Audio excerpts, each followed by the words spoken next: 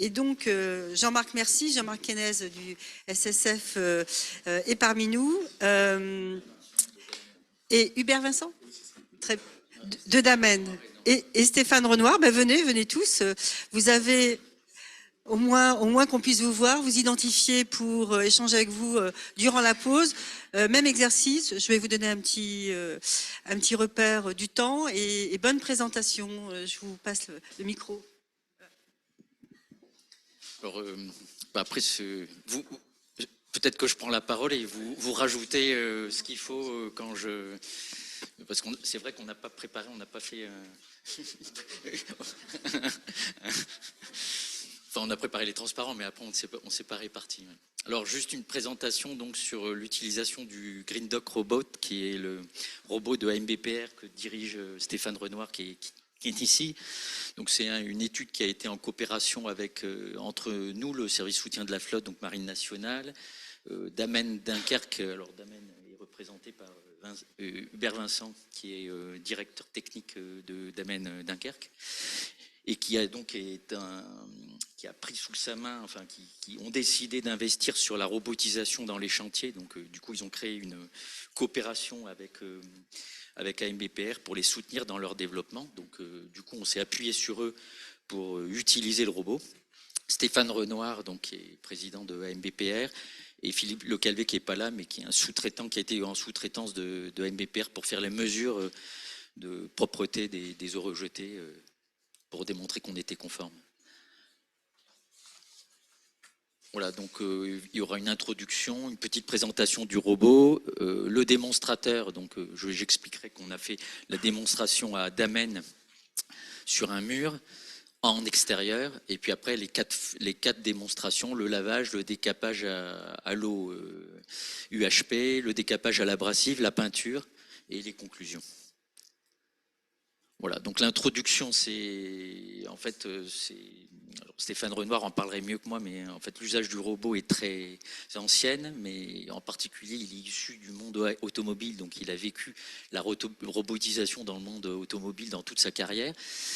Donc qui est complètement mûr. Évidemment, dans le milieu naval, premièrement, c'est un milieu plus conservateur, donc ça n'a pas pris tout de suite. Et deuxièmement, on est en milieu extérieur avec du vent, Alors pardon, il y a Arnaud Chotard, j'ai oublié. Il est là, donc c'est le directeur adjoint ou comment dire, je sais pas. Directeur commercial du chantier d'Amen, donc qui est présent aussi. Je t'avais pas vu, désolé. Voilà. Bon, peut-être qu'on ne se met pas tous debout, je sais pas. Bon, d'accord. Et il faudra compléter aussi tous mes dires. Donc l'idée de Stéphane, c'était de dire c'est suffisamment mûr maintenant avec les automates qui ont largement progressé pour être adapté à un milieu plus agressif qui est le milieu naval en conditions extérieures avec du vent, du sel, etc. Et des conditions de travail beaucoup plus difficiles. Alors, il y a plein d'intérêts. Donc, le risque Covid a démultiplié l'intérêt puisqu'on a vu que les peintres n'arrivaient plus. Ils étaient tous atteints du Covid, donc ils étaient plus présents. Donc, il y avait des imprévus de présence de peintres. Mais aussi, à côté de ça, indépendamment du Covid, le durcissement des règles HSCT, on n'a plus le droit de peindre sans un attirail complet pour protéger le peintre. Le durcissement des règles environnementales, alors le film passera pas, malheureusement, j'ai testé les films, mais bon, quand un peintre peint avec les peintures, il en met partout, et on va calculer, par un calcul un peu pointable, les pertes, mais en fait, les pertes en gouttelettes de peinture dispersées sont énormes, donc ça va pas durer très longtemps, donc on voit bien que de toute façon, le robot va s'imposer, donc on va pas avoir le choix. Et après, il y a des avantages économiques, puisqu'il y a une souplesse d'emploi, le temps d'application premièrement est un peu réduit, mais surtout la coactivité est possible puisqu'il n'y a personne. Et du coup, on peut avoir un travail avec de soudure juste à côté, et effectivement, il n'y a pas besoin le peintre n'est pas là, donc il n'est pas présent, donc c'est le robot qui travaille. On peut peindre par vent faible, alors que la peinture avec manuelle est interdite. Et puis là, justement, j'ai mis en rouge, c'est la question qu'on se pose, parce qu'en fait, toutes les questions en noir, elles étaient déjà un petit peu répondues. Tout avait été déjà un petit peu entériné. C'est pour ça que le robot est déjà opérationnel à Damen en chantier en bassin à sec. Et nous, on a pu tester la configuration bassin à sec sur la Frame Bretagne à Brest. Donc ça, on avait fait un premier test pour valider qu'on pouvait utiliser le robot bassin à sec. Nous, on l'a pas encore. On n'est pas encore passé. AMBPR a bien répondu à un appel d'offres sur la Somme, mais il a raté. Bon, c'est une autre histoire. Mais donc, en fait, on est bien en TRL 9. Là, on est plus en phase de production. Il n'y a pas de question qui se pose. Et Damen investit largement sur les robots pour les bassins à sec. Et là, on se pose sur la question du navire à quai. Et là, c'est très, très intéressant parce qu'on va pouvoir faire passer des opérations à quai sur les œuvres mortes qu'on pouvait plus faire passer depuis 30 ans, puisque c'était interdit depuis de très nombreuses années d'intervenir et de faire du décapage et de la peinture navire à quai. Donc moins de peinture, alors le rapport qualité-coût, moins de peinture dépensée par mètre carré, meilleure qualité de dépose. Bon, ça, j'en parlerai à la pause à la limite, mais c'est trop long à vous expliquer parce que là, on vit en temps réel en ce moment des histoires sur le Dixmude et c'est très intéressant parce que on est en plein dans le sujet. Mais c'est hors sujet de cette présentation-là. On peut continuer si tu arrives à... Donc c'est le Green Dock Robot, une petite présentation. Donc en fait, il est constitué d'un mobile, d'une tourelle. Ah non, voilà, on revient en arrière, mais enfin, on voit le mobile. Alors, si tu vas en avant, voilà. Mobile, tourelle, un bras articulé et puis une tête. Alors, ce qui est très intéressant, c'est la précision va être assurée par 10 axes de mouvement complémentaires, de rotation à la fois de la tourelle, des bras et des têtes. Qui permet en fait d'appliquer bien ce qu'on va appeler le rectangle, le rectangle cartésien, de se repérer par rapport à la coque et de venir l'appliquer très près le long de la coque. Donc, en plus de cette précision assurée par ces mouvements, il y a une instrumentation évidemment, il y a des télémètres et des capteurs de force qui permettent en fait de faire du contrôle commande moderne sur ce robot. Voilà. Donc on peut changer la tête et on a la modularité de faire du lavage, du décapage avec de l'eau sous pression, du décapage à l'abrasif et de la peinture. Et évidemment, on peut faire de l'inspection, on peut munir aussi la tête, non pas des modules de nettoyage peinture, mais d'un capteur pour regarder. Donc juste le transparent suivant, si tu y arrives Régis, c'est...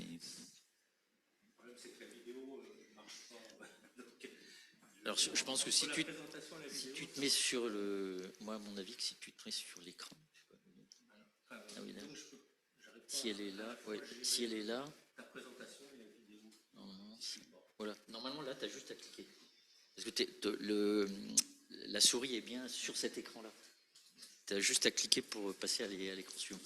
Alors le démonstrateur, en fait, ce qui est compliqué pour nous, c'est que nous, dans la Marine nationale, à la fois, des fois, on n'est pas propre, mais des fois, on est presque trop propre parce que finalement, les bases navales, les responsables des bases navales nous mettent des contraintes drastiques sur l'utilisation des nouveaux robots et ils veulent qu'on démontre qu'ils sont absolument propres. Alors du coup, face à cette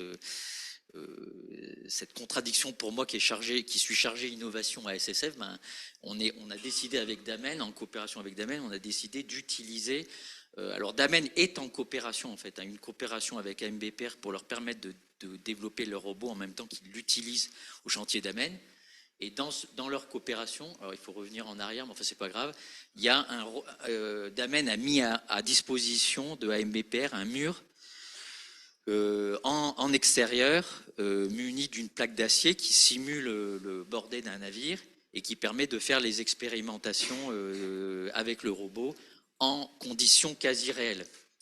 Alors, et voilà, donc le fait de ne pas être directement sur bateau, ça nous rassurait, enfin surtout les bases navales, c'est-à-dire on leur mettrait sous les yeux qu'on ne polluait pas pour après faire dans un deuxième temps l'expérience sur navire, et c'est exactement l'excès qui a lieu en ce moment à Toulon.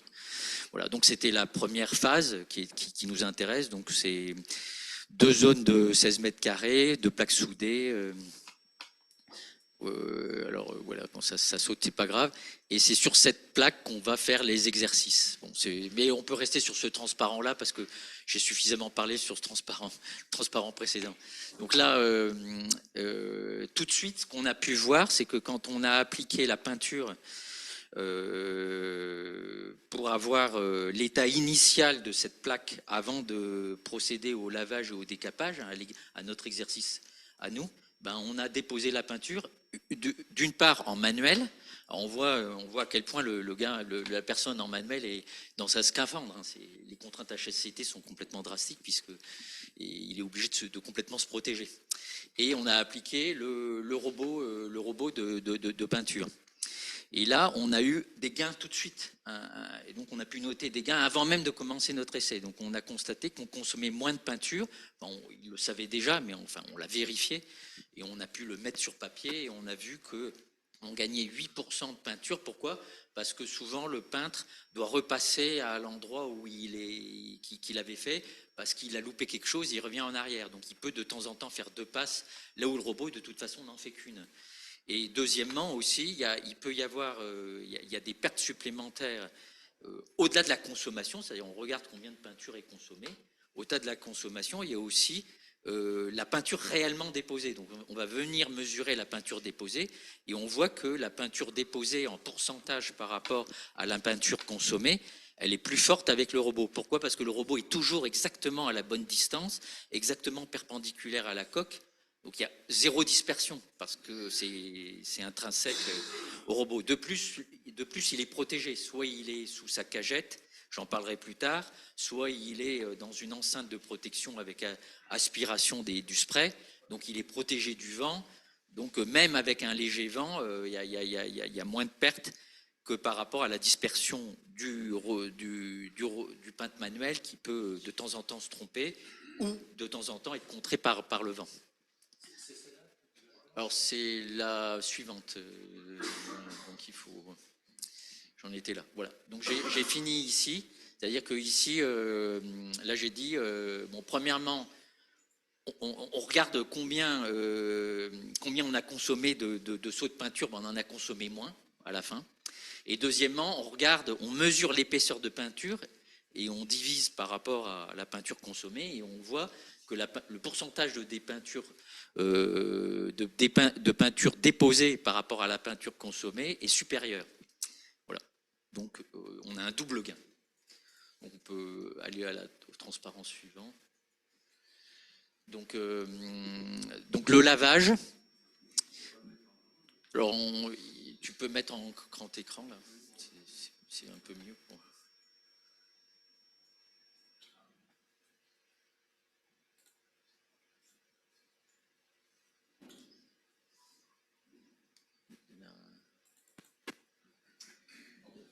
Ça devrait être bon. Voilà. Donc là, on rentre dans le vrai test avec, même si on a mis voilà, de côté, et je l'utiliserai dans les conclusions tout à l'heure, les premières mesures et les premiers gains en consommation de peinture. Là, on rentre dans le vrai test où là, on regarde les différents types de têtes. Donc là, on va regarder la tête de lavage. Donc le but, c'est d'enlever le voile biologique et le sel. Et le risque environnemental, même si on est à pression modérée, on pourrait emporter des résidus de peinture ou des traces de corrosion et donc les retrouver par terre. Et si on les emporte dans l'eau, puisqu'on veut ensuite appliquer toute cette technologie-là sur des navires à quai, donc l'eau, si on la récupère pas, ben, elle tombe et elle peut tomber dans l'eau de mer, dans la rade, quoi. Alors, en fait, on a pu mesurer que le robot ne perd rien. En fait, le robot, il n'y a absolument aucune fuite. Et simplement, il y a une fuite, en fait, quand on va changer. À un moment donné, on va bouger. Ah oui, j'ai sauté un transparent, mais enfin, c'est pas grave parce que je voulais quand même expliquer. Donc, avec la tête du robot, on va nettoyer 1,44 m². La tête va se déplacer automatiquement dans un rectangle et là, elle reste, grâce à la technologie et le contrôle-commande, elle reste complètement accolée à la coque. Et là, on a pu démontrer que pendant cette phase-là, il y a 0 fuite. Il n'y a absolument rien qui est perdu. Et on perd de l'eau quand on va décoller la tête de la coque pour aller positionner le robot au carré suivant, le carré suivant que le robot va automatiquement laver, par exemple, dans cette phase-là. Effectivement, là, on va perdre de l'eau. Mais l'eau qu'on perd n'est plus l'eau de lavage. C'est juste, puisque le lavage, on interrompt le lavage avant de décoller la tête. Ensuite, on décolle la tête, on place le rectangle cartésien sur le nouveau rectangle cible, et là, on vient recoller la tête pour recommencer un lavage sur un nouveau rectangle. Donc, en fait, comme on a interrompu le lavage, il n'y a plus d'eau sale qui tombe, donc l'eau qui va tomber, c'est les gouttelettes d'eau propres d'alimentation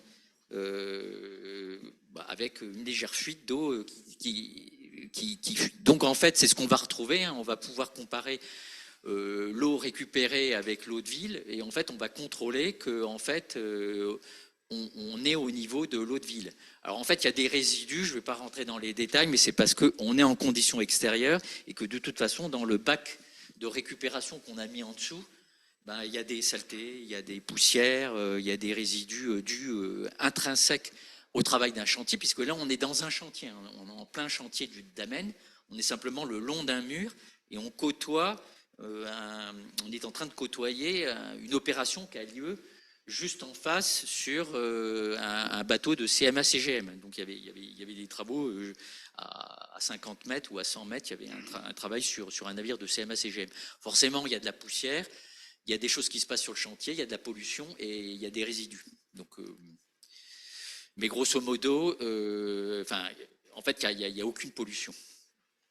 Et la fuite est très négligeable, on a pu démontrer qu'elle était de 0,33% de l'eau consommée. Voilà.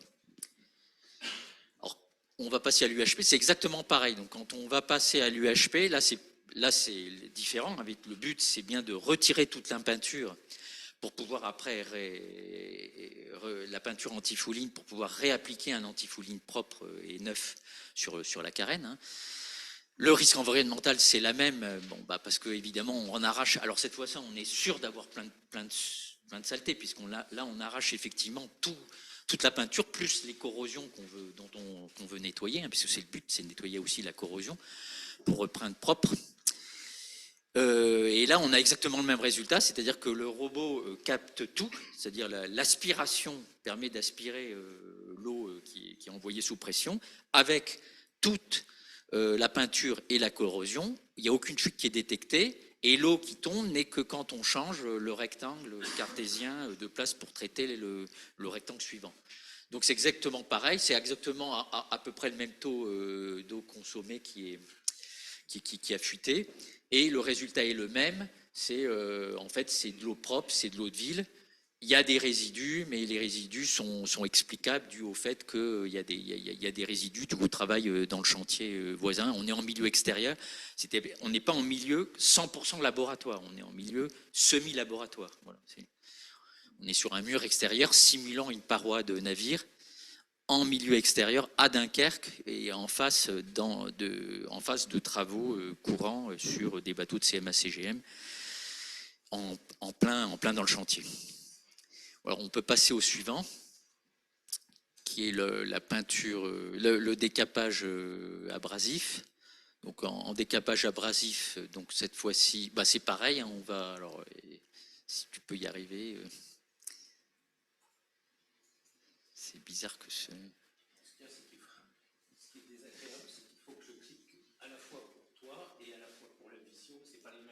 Alors, je crois que tu as sauté un transparent. Parce que, non, peut-être pas. Non, c'est bon, c'est bon. Alors, je crois que oui, c'est bon. Là, c'est le résultat. Vas-y, mais laisse-le. Oui, j'avais plus dans quel ordre je les avais mis. Alors, là, on est dans le résultat. Donc, on a quand même vérifié. Mais c'était déjà connu puisque je disais, on applique déjà ces technologies-là dans le bassin à sec. Donc, il n'y a pas de raison que ça ne marche pas. Sur le mur de Damen. Bon, ça c'était connu, mais on a pu vérifier que la qualité des résultats était au rendez-vous, la surface est entièrement décapée et mise à nu, il n'y a pas de peinture, pas de zone corrodée, il n'y a pas de restant de corrosion, donc tout a été arraché, le mesure de sel, absence d'oxydation flash, le mesure de sel, il n'y a pas de sel résiduel, Il y a la mesure de la rugosité, elle est conforme. La mesure de poussière par prélèvement d'adhésif, bon, il y a eu des traces de poussière exogène, bon, dû au fait qu'il y avait des travaux en face de CMA-CGM. Voilà. On a fait aussi ces mesures-là, hein, de mesure de sel, mesure de rugosité, mesure de poussière, dans le cas du lavage. Bon, on a pu démontrer qu'on était conforme. On peut... Voilà, donc... ah oui, alors avant de passer au décrapage à l'abrasif, juste un complément qu'on n'a pas testé mais qui existe. Alors on l'a pas testé parce que, non pas parce qu'on ne voulait pas le tester, mais c'est parce que cet essai quand même était à capacité réduite, donc on consommait finalement pas beaucoup d'eau. Donc il y avait pas, on ne pouvait pas mettre en place, il n'y avait pas d'intérêt en tout cas à mettre en place le système Nomado de récupération de l'eau pour utilisation en circuit fermé. Mais enfin, le système Nomado existe, il a été testé par ailleurs, il a démontré un certain nombre de résultats qu'on peut trouver sur ce transparent-là, et ce système Nomado est utilisé à échelle 1 dès qu'on fait du lavage et du décapage en bassin à sec ou en bassin à quai, en ce moment ce qu'on fait sur Dixmude. Voilà. Donc qu'est-ce que c'est que ce système? Ce système, c'est simplement qu'on prend l'eau une fois qu'elle est décapée, on la filtre. Donc c'est des filtres maintenant un peu traditionnels, hein, qui sont... il y a une réaction de flocculation. Alors d'abord, il y a une sorte de filtrage qui permet d'évacuer tous les grumeaux et les composants lourds et solides. Ensuite, il faut floculer pour créer des grumeaux. Ensuite, il faut un séparateur à lamelles pour... mettre les grumeaux de côté et les faire descendre par gravité, enfin dans une sorte de filtre. Et puis après, il y a encore des filtrations je ne vais pas rentrer dans les détails. Si vous voulez poser des questions, vous les poserez à Stéphane à la pause, qui vous rentrera dans les détails de toutes les étapes de filtration. Mais à la fin, on peut mettre les filtres. On a encore des filtres, soit au charbon actif, soit du sable. Enfin, je ne sais pas si vous avez le sable ou pas vous. Je me souviens plus. Ou un filtre à 1 micron aussi. Et à la fin, en fait, on a de l'eau propre. Donc, on peut réutiliser cette eau propre pour la renvoyer dans le robot pour continuer le nettoyage. Et ça, le gros résultat, c'est qu'on économise 90% de l'eau consommée. Et ça, c'est très intéressant, surtout pour des zones comme Toulon, où on nous demande de ne pas consommer trop d'eau, surtout en été, pour des raisons de sécheresse.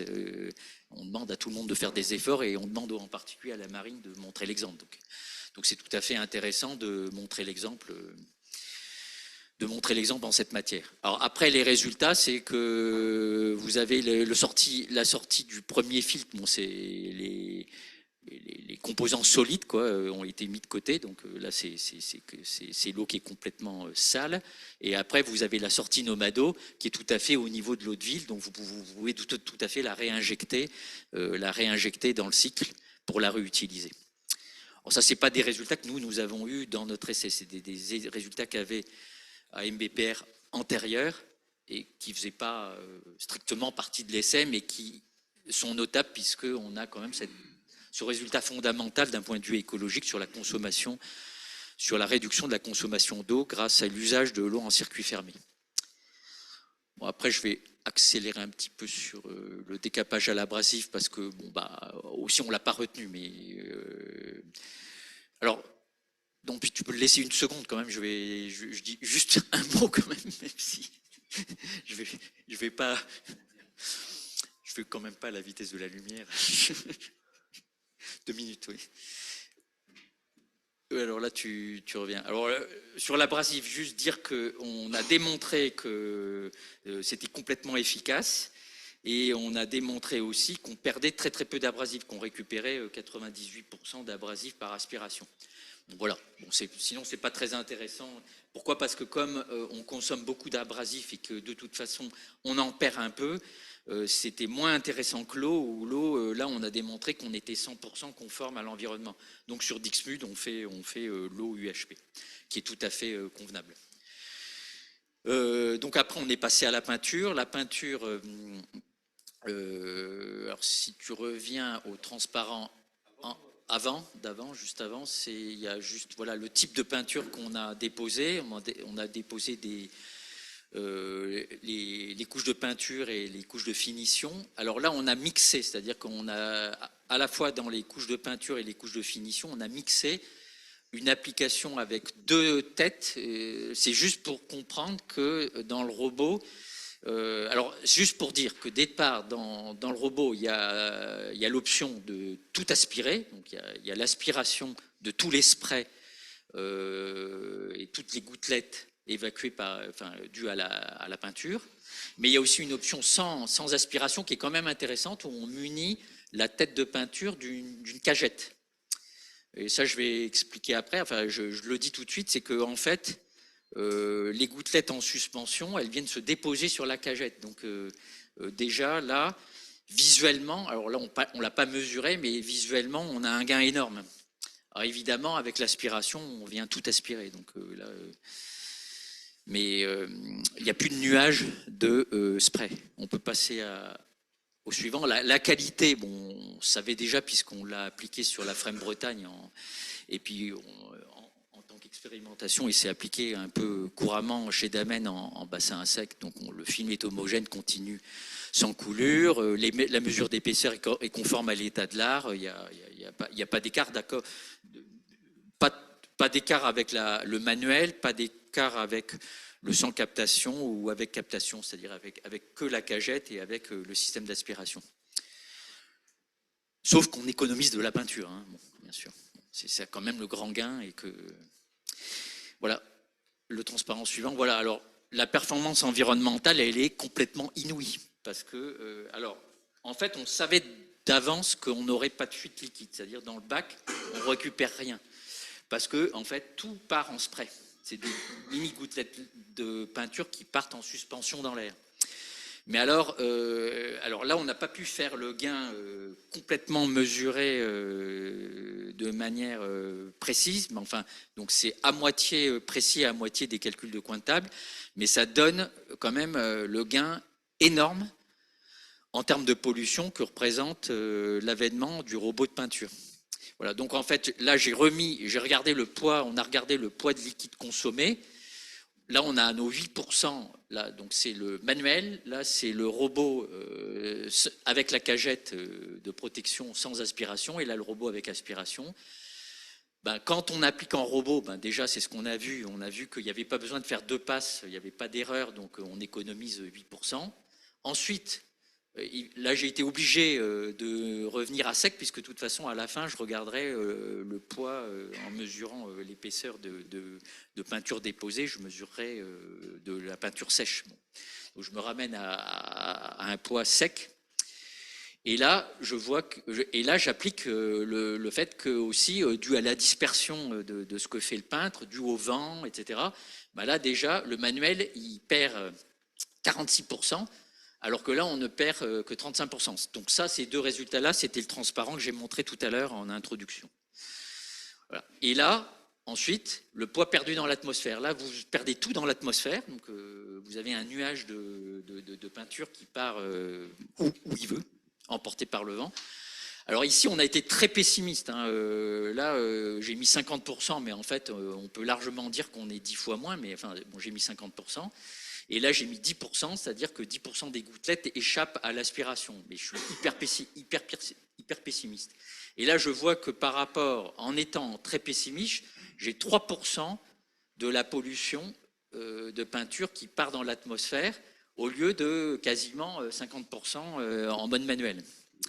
Voilà. Donc, le gain est inouï. Et donc, au vu de cette on peut passer au vu de ce résultat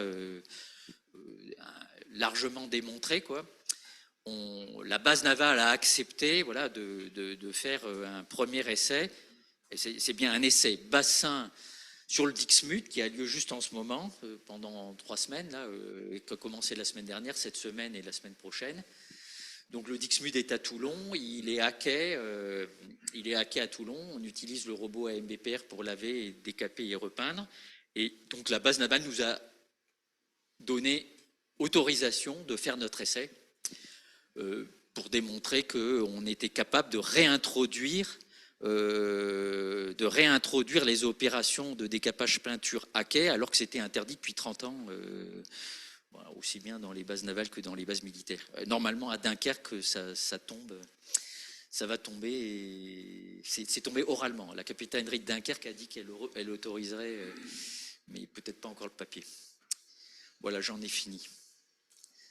J'avais des films, mais ils ne marchent pas.